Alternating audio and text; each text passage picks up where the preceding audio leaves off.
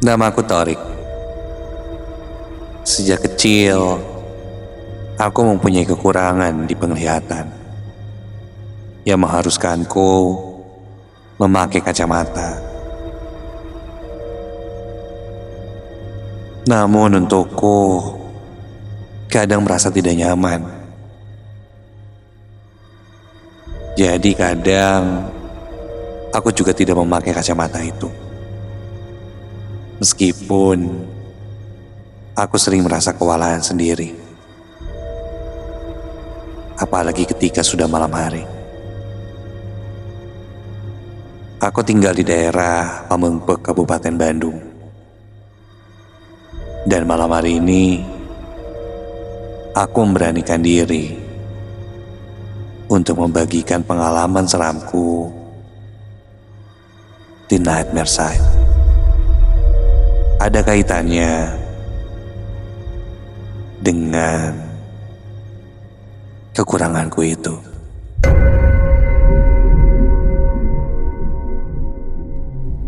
Kejadian ini aku alami kurang lebih 3 tahun yang lalu.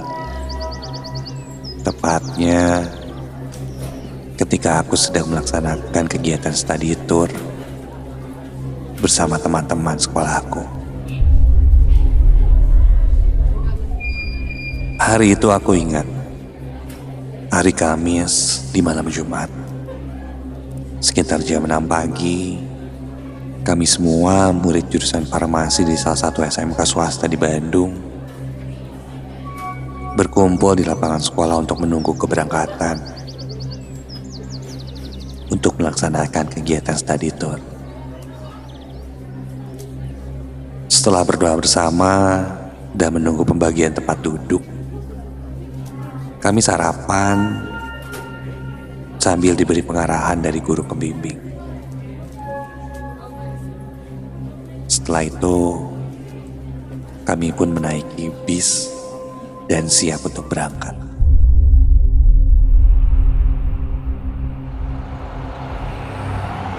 Aku duduk bersebelahan dengan sahabatku, Misha namanya. Tujuan pertama kami pada saat itu adalah salah satu pabrik obat-obatan yang berada di daerah Padalarang. Singkat cerita, kami pun sampai di tempat tujuan.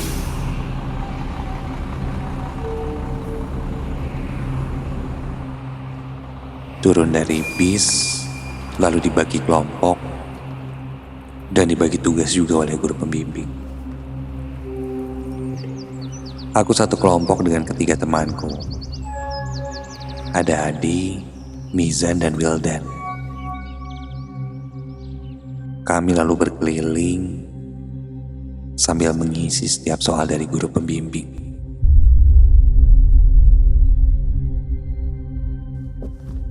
Pabrik ini bisa dibilang pabrik yang sudah cukup tua. Namun,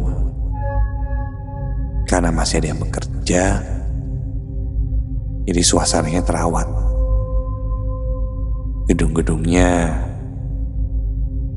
sebagian sudah direnovasi dan jadi terlihat lebih modern. Saat itu, timku melewati sebuah pipa-pipa besar penyalur air bahan pembuatan obat. Dan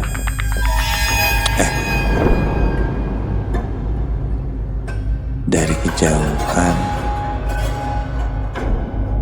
aku melihat seperti ada seseorang yang sedang berlari dengan cepat. Siapa ya?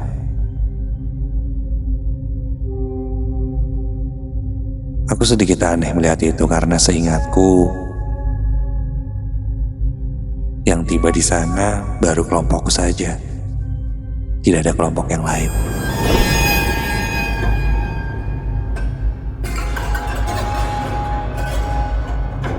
Sampai tiba-tiba aku pun baru sadar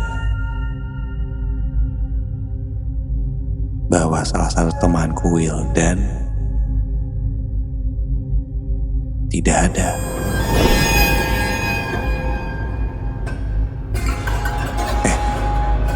Si Wildan kemana ya?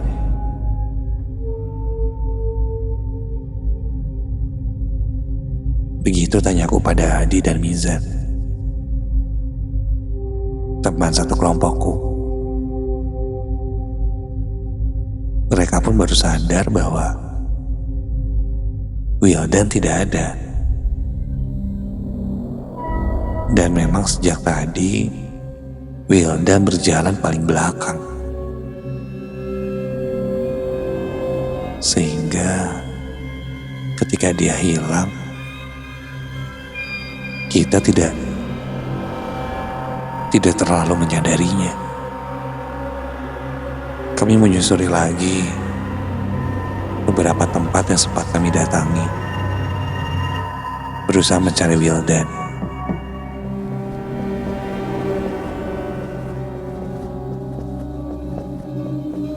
Sampai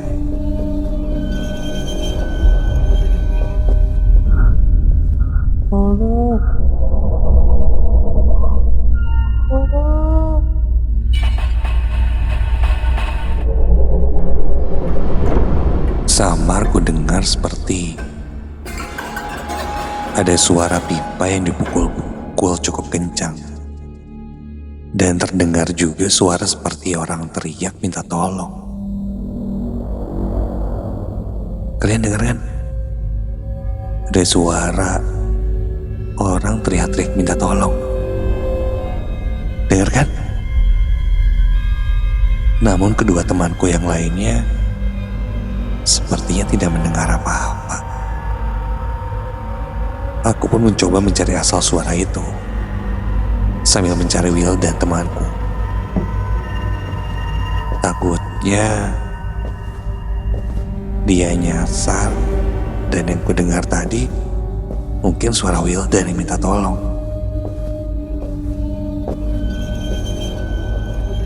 Mataku menyusuri sekeliling pabrik yang sangat luas sekali. Will, lu di mana sih Will? Aku pun coba menghubungi Wildan lewat handphoneku, tapi di sana tidak ada sinyal.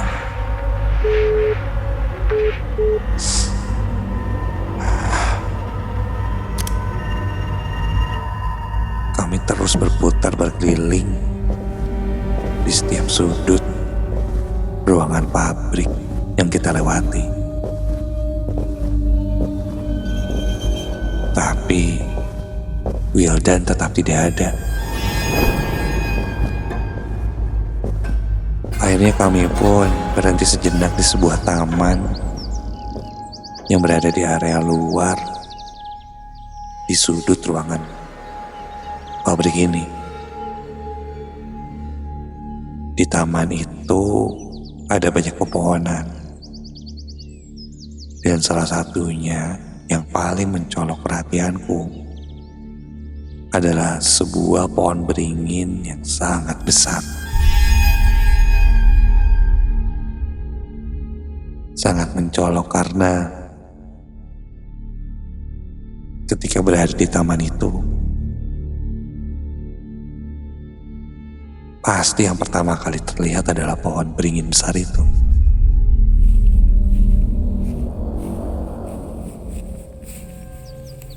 Mataku tertuju terus pada pohon besar itu, sambil terus berjalan ke arah taman. Dan samar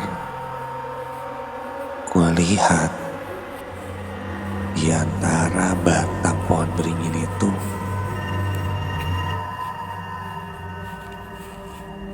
ada yang bergerak-gerak.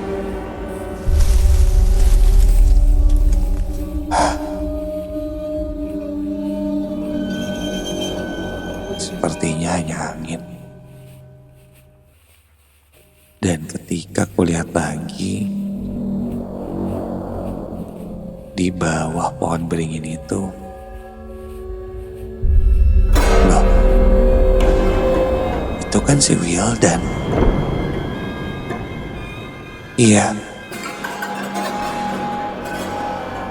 kami melihat Wildan berdiri di bawah pohon beringin itu. Dari posisinya, sepertinya dia baru selesai buang air kecil. Kami pun segera berlarian menuju Wildan. Will, mana aja sih lo dari tadi dicariin? Malah diam di bawah pohon beginian. Aku pun sedikit kesal dengan Wildan. Wildan hanya minta maaf dan dia sejak tadi mencari-cari kamar mandi. Namun tidak dia temukan. Malah dia sepertinya tersasar berkeliling-keliling dan hanya berputar di tempat yang sama. Hingga akhirnya karena sudah tidak kuat, dia buang air kecil di sana. Aduh, macam-macam lagi.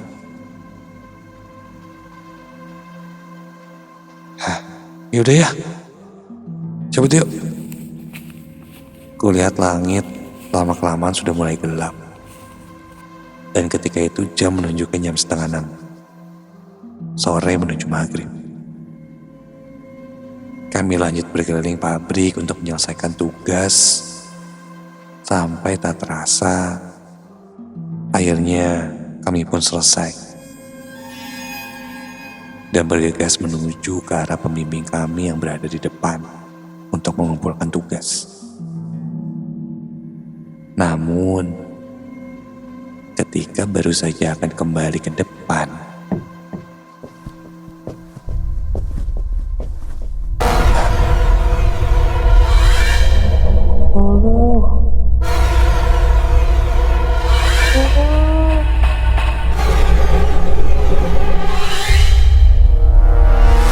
suara minta tolong itu terdengar lagi. Iya, suara rintihan orang meminta tolong sambil memukul pipa besi. Dan jelas, ini bukan suara Wildan. Aku menghentikan langkahku.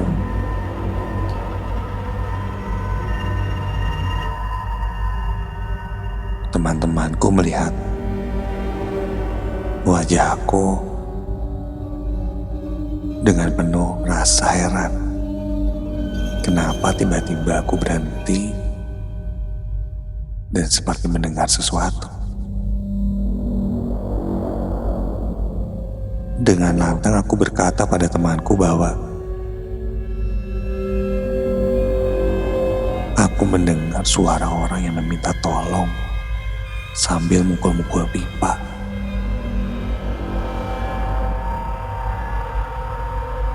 Temanku saling memandang dan mereka bilang mereka tidak mendengar apa-apa.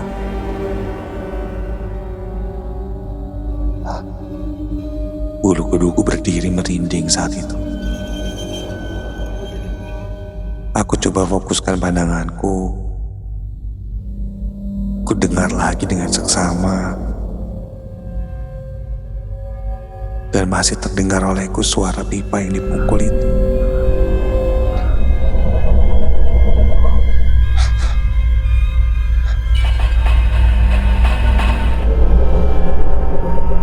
Aku coba melihat ke arah sekitar mesin-mesin yang ada di sana.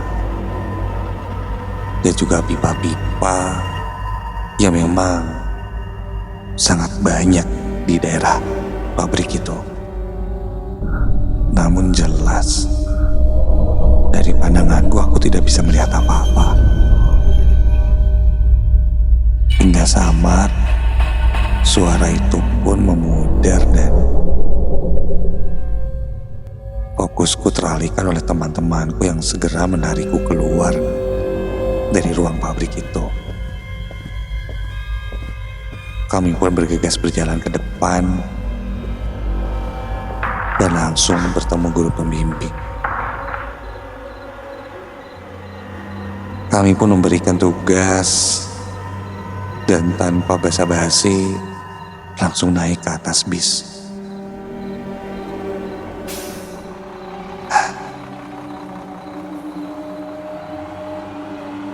Selama perjalanan di bis,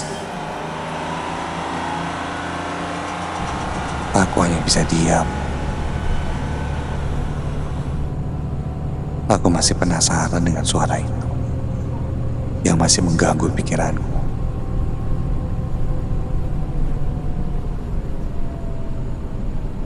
Singkat cerita, kunjungan kami di pabrik itu pun selesai. Dan setelah semua kelompok berkumpul, kami pun segera pulang menuju hotel. Sebelum melanjutkan kembali kegiatan study tour besok menuju kota Semarang. Sampai di hotel, aku bergegas masuk ke kamar, dan saat itu aku sekamar dengan Wildan.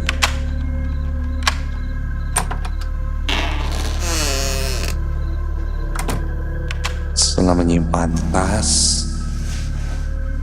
dan perlengkapan lainnya,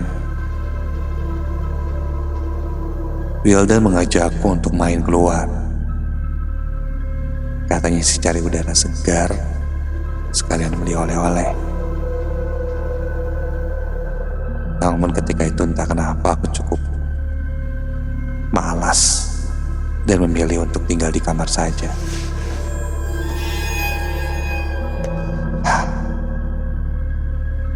Wildan pun meninggalkanku.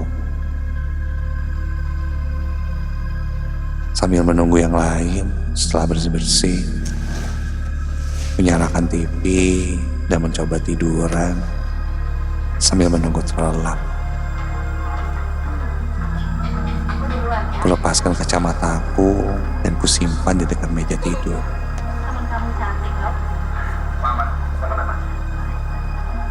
Dan tak berapa lama,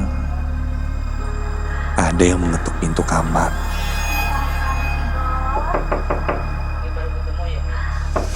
Ya, ya masuk aja.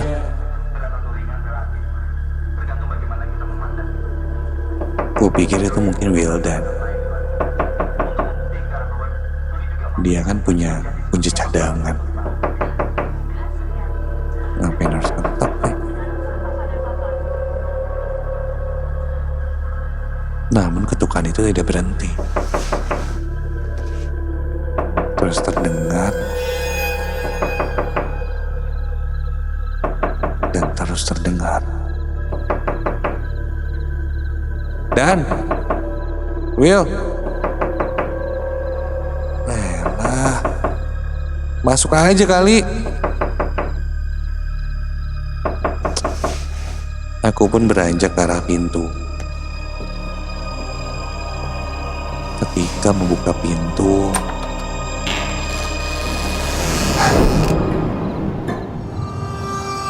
berdiri di depanku seorang laki-laki. Karena aku tidak memakai kacamata, aku tidak terlalu jelas melihat itu siapa. Dan siapa lagi sih kalau bukan Wildan.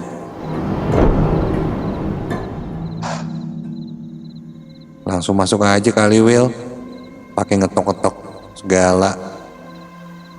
Kunci lu ketinggalan ya?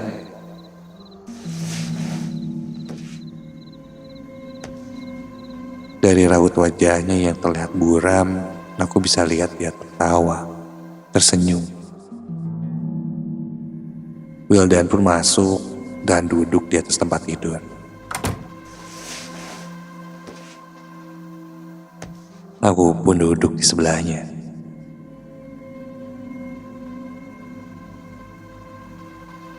Sambil mengambil kacamata, aku bertanya, Nggak jadi beli oleh-olehnya, Will. Kau udah balik lagi ke kamar. Dia tidak menjawab. Dan ketika ku pakai kacamataku dan melihat ke arah Will, astaga! Astaga! Itu siapa? Ketika kulihat dengan jelas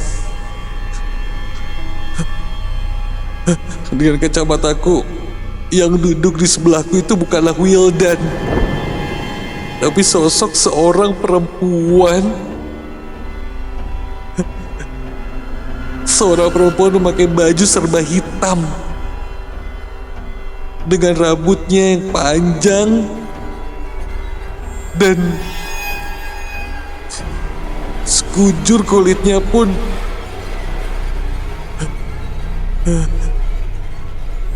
hitam legam. Iya, kakiku mulai lemas.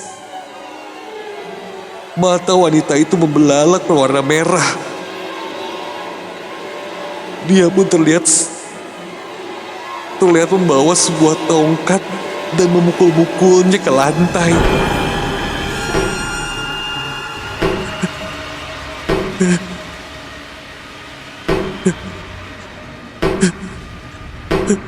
Sambil terus mukul dan memukul, perempuan itu pun sambil berkata,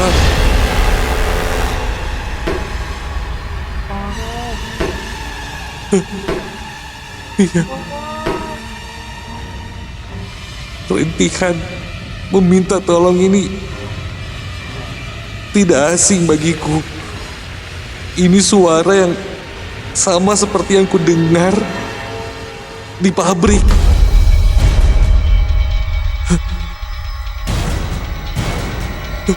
Jantungku berdegup semakin kencang. Perlahan aku pun menundukkan kepala dan memejamkan mataku.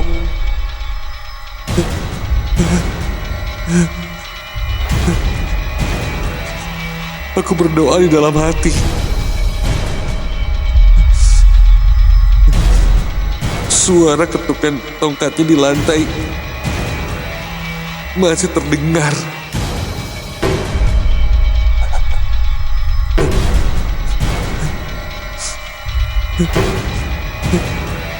Dan tiba-tiba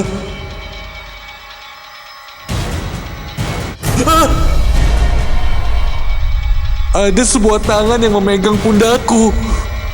Kontan aku langsung beranjak berdiri dan berlari keluar dari kamar. Sosok perempuan hitam itu memegang pundakku. Buru-buru aku berlari keluar dan di lorong tak sengaja aku menabrak seseorang. Dan ketika aku lihat, ternyata itu salah satu guru pembimbingku. Dia bertanya kenapa aku berlari di lorong dan terlihat seperti ketakutan. Aku pun mulai terbata-bata bercerita apa yang kulihat tadi. Guruku yang panik memberiku air putih, mencoba menenangkanku. Menurut guruku, mungkin aku diikuti oleh sosok yang ada di pabrik.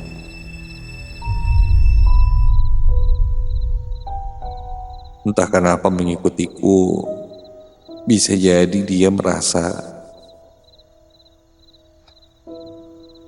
terusik oleh kedatangan kami.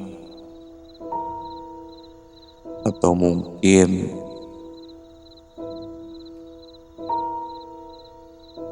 dia hanya secara acak mencoba untuk menjahili kami. Dan kebetulan saat itu yang mendengar suaranya hanya aku.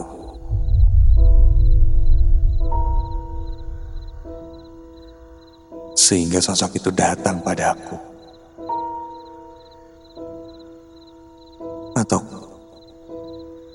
Atau sebenarnya dia yang berada di pohon beringin itu dan mengikuti Wildan? Entahlah, aku pun tidak mau mencari tahu sosok itu berasal dari mana dan kenapa. Yang jelas, aku melihat sosok itu.